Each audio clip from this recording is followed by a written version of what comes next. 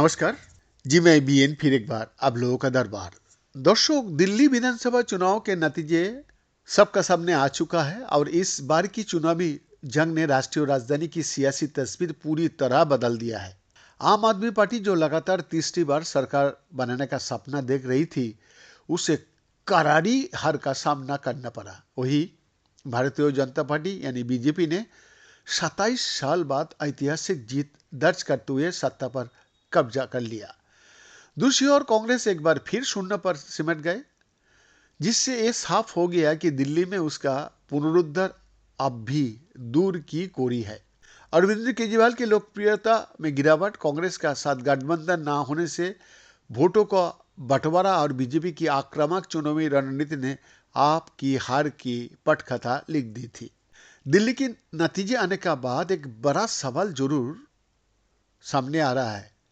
वो ये है कि क्या आम आदमी पार्टी को और बेहतर प्रदर्शन करने के लिए कांग्रेस का साथ गठबंधन करना चाहिए था कि नहीं। नहीं तो सामने आया रिजल्ट। अगर हाथ का साथ मिलता तो दिल्ली में झाड़ू कितनी चलती और क्या दोनों का साथ चुनाव लड़ने से मौजूदा चुनावी समीकरण बदल सकते थे। दरअसल लोकसभा में बीजेपी को हराने के लिए तमाम विपक्षी दलों ने महागठबंधन इंडिया का गठन किया। इसमें कांग्रेस और आप भी शामिल रहे, लेकिन विधानसभा चुनाव आते आते दोनों ही दल अलग अलग मैदान में उतर गया। पहले हरियाणा तो अब दिल्ली में दोनों दलों ने अलग अलग चुनाव लड़ा, जिसका सीधा फायदा भाजपा को हुआ। नतीजन दोनों ही जगह बीजेपी की सरकार बन गया। हरियाणा में आम आदमी पार्टी ने कांग्रेस का वोट काटे तो अब दिल्ली में इसका उलट देखने को मिला है। इस चुनाव में भाजपा को जबरदस्त फायदा हुआ, जबकि आपको कई सीटों पर कुछ हजार वोटों से हार का सामना करना पड़ा।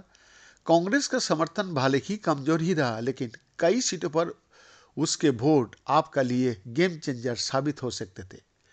खुद आम आदमी पार्टी के राष्ट्रीय संयोजक अरविंद केजरीवाल भाजपा के प्रवेश वर्मा से महज 4089 वोटों का अंतर से हार गए।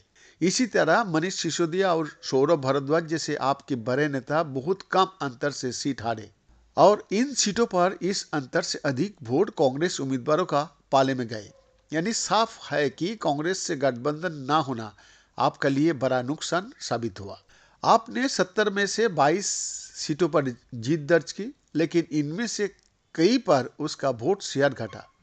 कांग्रेस ने कोई सीट नहीं जीती, लेकिन कई सीटों पर 5 से 15% तक वोट हासिल किए। भाजपा ने कई ऐसी सीटें जीती जहां आप और कांग्रेस का वोट बांटने से उसे फायदा हुआ। अगर आप और कांग्रेस का गठबंधन होता तो भाजपा के सामने कड़ी चुनौती और हो सकती थी, कारण दिल्ली की 14 ऐसी सीटें हैं जहां आम आदमी पार्टी के उम्मीदवारों की हार सिर्फ कांग्रेस की वोट काटने का चलते हुई। यानी इन सीटों पर बीजेपी से ज्यादा कांग्रेस ने आम आदमी पार्टी का नुकसान पहुंचाया। बीएन का एक्सक्लूसिव रिपोर्ट।